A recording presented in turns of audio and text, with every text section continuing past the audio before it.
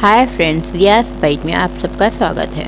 आज हम बनाने जा रहे हैं साबूदाना वड़ा। तो आइए रेसिपी को शुरू करते हैं। ये हाफ़ के जी यानी कि 500 ग्राम साबूदाना हमने लिया है और अच्छे से इसको धो लिया है। धो लेने के बाद हमें इतना ही पानी इसमें रखना है जितना कि देख लीजिए मेरी उंगली उसमें टच हो रही है, यानी कि उससे ऊपर नहीं, हल्का हल्का साबूदाना भीग रहा है, उससे थोड़ा सा ऊपर तक हमने पानी रखा हुआ है। अब हम इसको ओवरनाइट भीगने के लिए रख रहे हैं और साथ साथ ही हम ग्राउंडनट यानी कि सींग के दाने जो होते हैं ना, उनको हमने भून लिया है अच्छे से ओवन में। आप तवे पर भी भून सकते हैं। भून लेने के बाद हमने उसको मिक्सी में पीस लेना है। हम इसको एकदम बारीक नहीं पीस रहे हैं, थोड़ा सा बुरबुरा ही पीसेंगे। ज़्यादा बारीक पीसने से, उसको भुक्का कर देने से उसका टेस्ट अच्छा नहीं आता है। जितने छिलके मुझसे निकले थे मैंने निकाल दिए हैं, क्योंकि मुझे बहुत जल्दी होती है काम की, और फिर सारा काम जल्दी निपटा के सारा प्रिपरेशन अभी रात को ही करके रखना है मुझे, इसलिए मैं सारा सुबह सुबह भगवान की पूजा पाठ, मंदिर जाना, इन सब करना होता है, तो इसके लिए मुझे समय निकालना होता है। तो सारा थोड़ा प्रिपरेशन रात को ही करके रख रही हूँ। तो देख लीजिए कि मैंने कैसे इसको थोड़ा सा बड़ा बड़ा रखा है, और हरी मिर्च को भी कूट के रख दिया है हमने। अब हम दूसरे दिन सुबह इसके वड़े बना रहे हैं। देख लीजिए बहुत ही कम पानी हमने रखा था, इसलिए बिल्कुल साबूदाना खिला खिला सा है, बिल्कुल ही खिला खिला सा हुआ है, ना कोई स्टिकी है ना कुछ नहीं। मैं आपको पूरी टिप्स एंड ट्रिक्स के साथ एकदम क्रिप्सी साबूदाने बनाना सिखाऊंगी। फ्रेंड्स, बहुत लोग बोलते हैं कि उनके साबूदाने फट जाते हैं, या तेल बहुत पी लेते हैं, या क्रिप्सी नहीं बनते, और बनते हैं तो कुछ देर रखने के बाद फिर से वही सॉफ्ट हो जाते हैं, रबर के जैसे बनते हैं। तो आपको मेरी टिप्स और ट्रिक्स के साथ बनाने के बाद ये सारे प्रॉब्लम फेस नहीं करने पड़ेंगे। तो मैं आपको जैसे जैसे बताते जा रही हूँ, आप बिल्कुल वैसे ही करोगे तो आपके साबूदाने भी वैसे ही क्रिप्सी और टेस्टी बनेंगे। तो अब मैंने जितने साबूदाने लिए थे, यानी कि मैंने 500 ग्राम यानी 500 ग्राम साबूदाने लिए थे, तो उसमें मैं 500 ग्राम जितना आलू यानी कि 5 से 6 आलू इसमें डाल रही हूँ। और ये तो आलूओं की साइज़ पर डिपेंड करता है, लेकिन नॉर्मली आप 5 से 6 आलू इसके अंदर मिला लीजिएगा। मैंने आलूओं को पहले उबाल लिया है। ये मैंने सारा वर्क सुबह ही किया है, रात का तो वही जो था वो किया था। साबूदानों को रात भर ओवरनाइट भिगाया था, और मैंने मिर्ची पीस के रख दी थी, और ये सारे सिंगदाना वगैरह जो था इसको मैंने रात को ही पीस के रख दिया था। अभी सुबह में मैंने आलू को सुबह उठ के बॉईल किया है कुकर में, और इसमें अब मिला दिया है।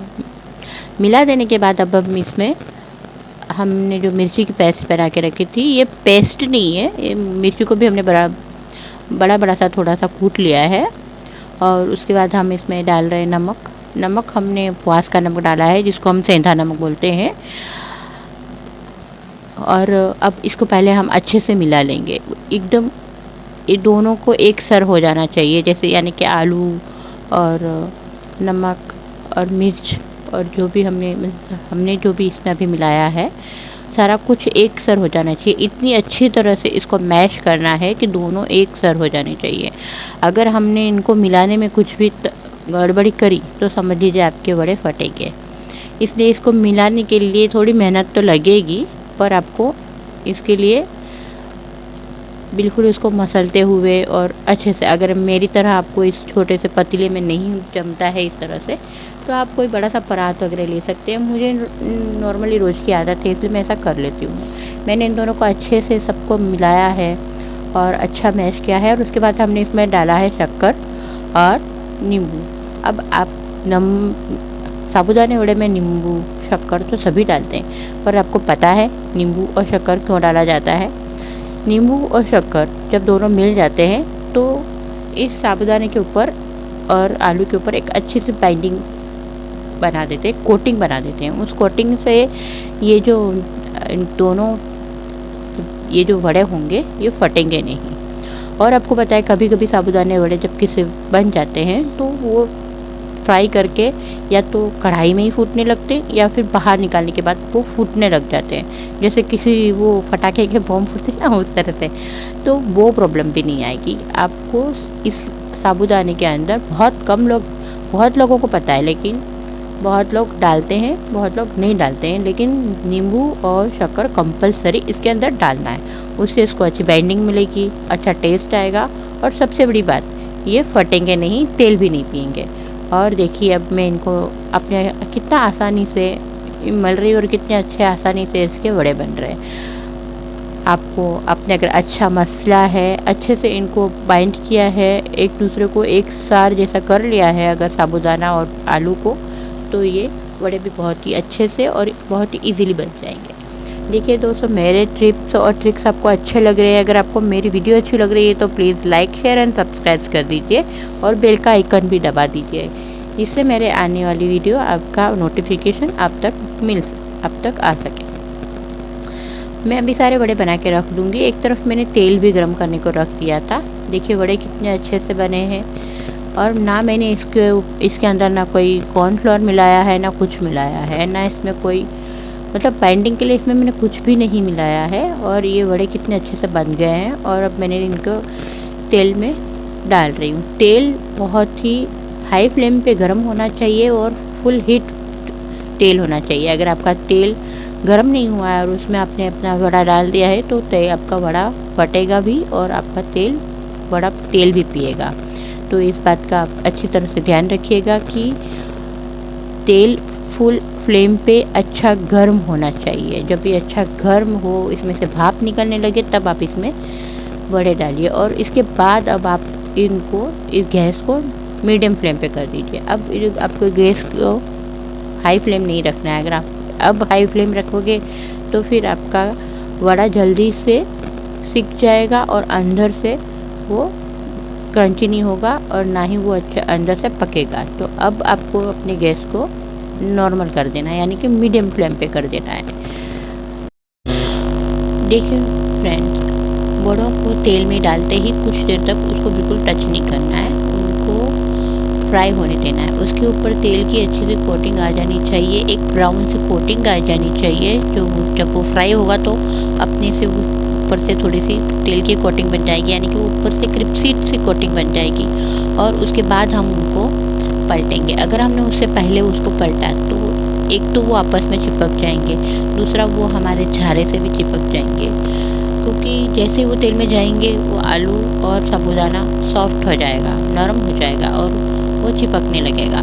तो जब तक उसके ऊपर वो तेल की क्रिस्पी सी कोटिंग नहीं बन जाती, वो फ्राई नहीं हो जाते, तब तक उसको हिलाना नहीं है। अब ये जब थोड़े से फ्राई हो गए तब हमने इनको हिलाया, तो देखिए कैसे ये खिले खिले से खुले से हुए हैं। अगर हमने इनको पहले से हिला दिया होता तो ये अंदर जाके चिपक गए थे और हमारे झारे पर भी चिपक जाते थे और टूट जाते थे, फट जाते थे। इसलिए हमने इसको पहले हिलाया नहीं है। कुछ देर के बाद इसे हिलाया है और जो भी मेरे तो देखिए एक भी चिपके नहीं है आपस में, लेकिन कभी कभी किसी के आपस में बड़े चिपक जाते हैं। तो उसकी वजह यही है कि आप इसको डालते ही अंदर तेल में छोड़ते हो, वैसे ही छोड़ते ही उसको हिलाने लग जाते हो। तो आप इसको थोड़ी देर के लिए अंदर छोड़ देना है। दूसरे बड़ों की तरह ये जैसे ही अंदर से पकते हैं क्रिस्पी होके, ऐसे ऊपर तेल पर ऊपर नहीं आते, ये नीचे ही रहते हैं। लेकिन इसके ऊपर जब कोटिंग बनने लग जाती है तो हमको पता चल जाता है कि इसके ऊपर ये एक ब्राउन सी कोटिंग आने लगी है, तब हम इसको पलटेंगे। अब पलटने के बाद देखिए ये थोड़े थोड़े ब्राउन से होने लगे हैं। जब ये एकदम से क्रिस्पी और एकदम से ब्राउन हो जाएंगे तब हम इनको बाहर निकालेंगे। और देखिएगा कि इसने ये वड़ों ने ज़रा भी तेल नहीं पिया है।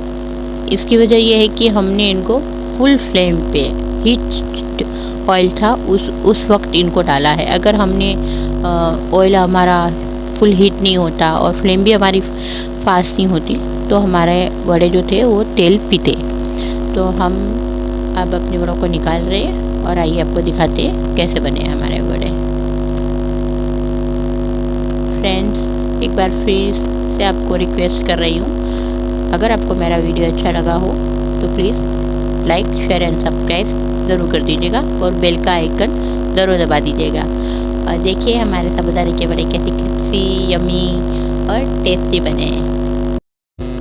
फ्रेंड्स, ऐसे ही सारी टिप्स और ट्रिक्स जानने के लिए आप हमारे चैनल पर विज़िट करते रहिए और हमारे चैनल को सब्सक्राइब करके बेल का आइकन दबाकर रख दीजिए ताकि हमारे नेक्स्ट वीडियो का नोटिफिकेशन आपको मिल सके।